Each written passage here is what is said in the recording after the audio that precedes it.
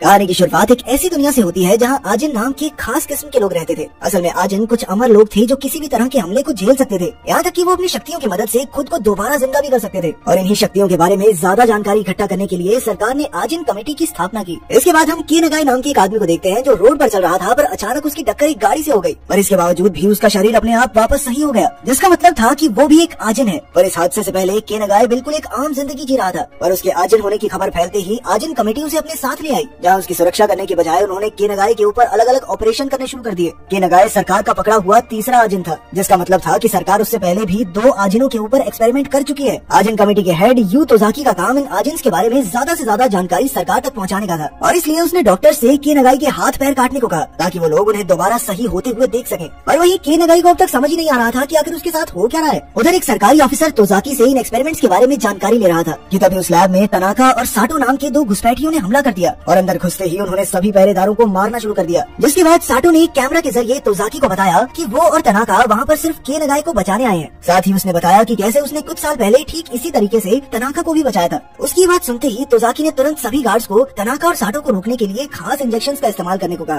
पर जैसे ही वो इंजेक्शन साटो के हाथ पर लगा तो उसने अपना हाथ दूर फेंक दिया और उसके बाद दोबारा से हाथ उगा लिया, जिसका मतलब साफ था कि वो भी एक आजिन है। असल में तनाका और साटो ही वो 2 आजिन्स थे जिन्हें के नगाई से पहले पकड़ा गया था। थोड़ी देर बाद ही साटो सभी गार्ड्स को खत्म करते हुए के नगाई के पास पहुंच ही गया, जहाँ उसे आजाद करने के बाद साटो ने उसके हाथ में बंदूक पकड़ाते हुए कहा कि बचे हुए सारे डॉक्टर्स को गोली मार दे। पर के नगाई ने ऐसा करने से साफ इनकार कर दिया, जिसके बाद साटो ने खुद ही एक डॉक्टर को गोली मार दी। पर के नगाई को उसकी ये बात पसंद नहीं आई और फिर उसने साटो के ऊपर ही गोलियां चलाना शुरू कर दिया, जिसके बाद वो डॉक्टर्स के साथ वहाँ से भाग गया। पर थोड़ी देर बाद ही साटो ने उन्हें ढूंढकर बचे हुए डॉक्टर्स को खत्म कर दिया, जिसके बाद अब वो के नगाई की तरफ बढ़ रहा था, क्योंकि उसने आजिन होने के बावजूद भी इंसानों का साथ दिया था। तभी साटो ने अपने अंदर से एक भूत निकाला जो कि उसके आजिन होने का सबूत था, और तभी के नगाई ने भी अपने भूत को बुला लिया, जिसके बाद उन दोनों के ही भूत आपस में लड़ने लग गए। और इसी चीज का फायदा उठाकर के नगाई ने वहाँ से भागने की कोशिश की, और जब साटो उसे पकड़ने के लिए आगे बढ़ा तो के नगाई ने अपने भूत से उस पर हमला कर दिया। कुछ देर बाद वापस जिंदा होने पर साटो और तनाका ने सभी न्यूज वालों से बात करने का फैसला किया। इसके लिए तनाका ने एक पेशेंट का रूप लिया, जिसे लेकर साटो सीधा न्यूज चैनल वालों के पास चला गया, जहाँ उसने सबके सामने आजिन कमेटी द्वारा किए जा रहे अत्याचारों के बारे में बताया। साथ ही उसने बताया कि कैसे उसने तनाका को डॉक्टर से बचाया था, और अपनी बात को सच साबित करने के लिए उसने एक वेबसाइट के बारे में बताया जिस पर तनाका के एक्सपेरिमेंट्स की वीडियोस थी। अपनी बात खत्म करते हुए साटो ने आजिन्स के हकों की मांग की और कहा कि हम एक साथ नहीं रह सकते, एक अलग देश होना चाहिए हमारे लिए। साटो के खुलासे के बाद ये खबर काफी तेजी से पूरे देश में फैल गई और अब सभी लोग इस पर बात कर रहे थे। अगली सुबह के नगाई एक गाँव में पहुंच गया, जहाँ उसकी मुलाकात एक बूढ़ी औरत से हुई, जिसे के नगाई की शक्ल अपने पोते जैसी लग रही थी, और इसीलिए उसने के नगाई को अपने घर में आने का निमंत्रण दिया। उधर के नगाई की बहन एरिको जो हॉस्पिटल में भर्ती थी, उसे अपने भाई के बारे में टीवी पर चल रही न्यूज से पता चला, और इसके थोड़ी देर बाद ही तोजाकी की असिस्टेंट इजुमी के नगाई के बारे में पूछताछ करने के लिए उसके पास पहुंच गई। पर एरिको को तो खुद अपने भाई के बारे में कोई जानकारी नहीं थी। पर तभी अचानक से तनाका के भूत ने इजुमी पर हमला कर दिया, जिसे वो हॉस्पिटल के बाहर से बैठा चला रहा था। पर असल में इजुमी भी एक आजिन थी, और उसने तुरंत ही अपने भूत को तनाका का सामना करने के लिए बुला लिया, जिसके बाद उन दोनों में लड़ाई शुरू हो गई। इजुमी के इस राज के बारे में पता चलते ही तनाका उसे खत्म करके एरिको को अगवा करने के लिए सीधा हॉस्पिटल के अंदर ही आ गया। पर तब तक उन दोनों के आसपास काफी सारे लोग इकट्ठा हो गए थे, जिन्हें देखकर तनाका चुपचाप वहाँ से चला गया।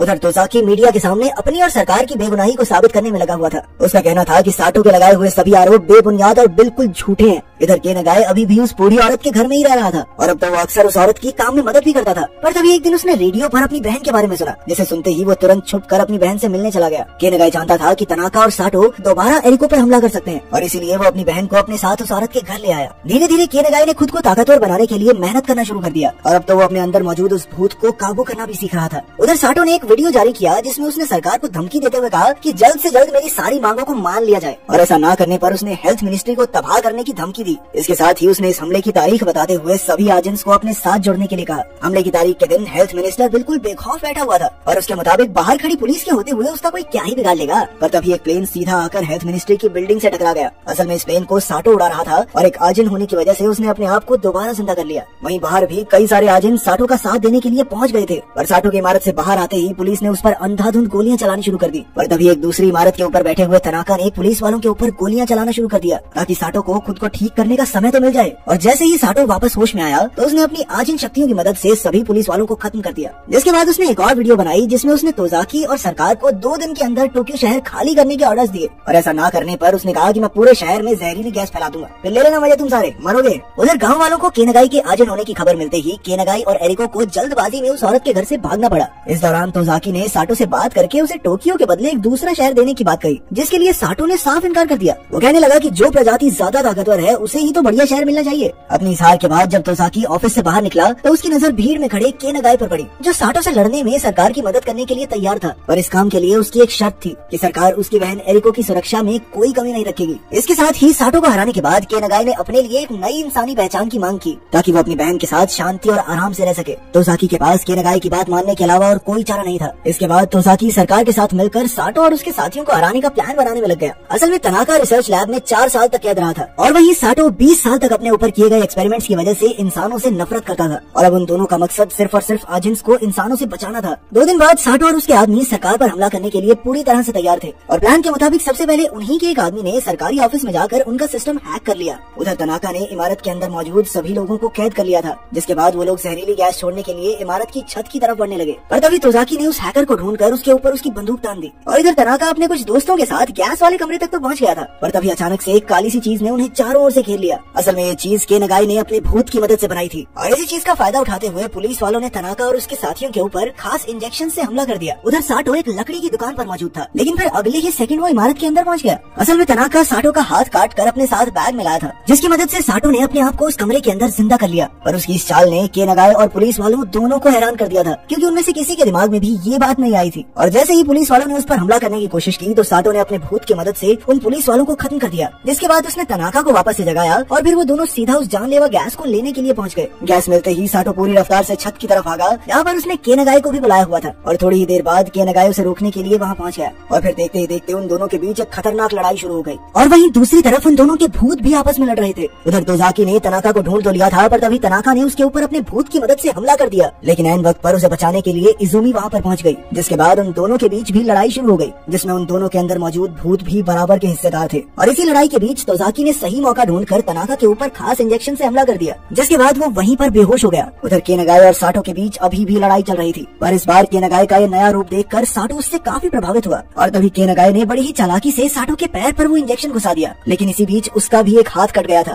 साटो के बेहोश होने के बावजूद उसके अंदर का भूत अभी भी जिंदा था और उसने साटो को फिर से जिंदा करने के लिए उसे तुरंत ही जान से मार दिया। ये देखकर के नगाई काफी ज्यादा निराश हुआ, क्योंकि उसके पास अब और लड़ने की शक्ति नहीं थी। पर जैसे ही साटो उस पर हमला करने के लिए आगे बढ़ा, तभी बहुत सारे पुलिस वालों ने वहाँ पहुंचकर उन दोनों को ही लिक्विड नाइट्रोजन गैस से जमा दिया, जिसके चलते वो दोनों वहीं पर जम गए। इसके बाद पुलिस वालों ने उनके बर्फ के पुतलों के छोटे छोटे टुकड़ों को तबाह करके साफ कर दिया, ताकि वो दोनों खुद को वापस जिंदा न कर सकें। पर थोड़ी देर बाद ही के नगाई ने लड़ाई में कटे हुए अपने हाथ की मदद से खुद को वापस जिंदा कर लिया, जिसके बाद वो शीशा तोड़कर सीधा बाहर की तरफ भाग गया। अगर वीडियो पसंद आई तो लाइक कर देना, चैनल को सब्सक्राइब कर देना। मिलते हैं अगली वीडियो में।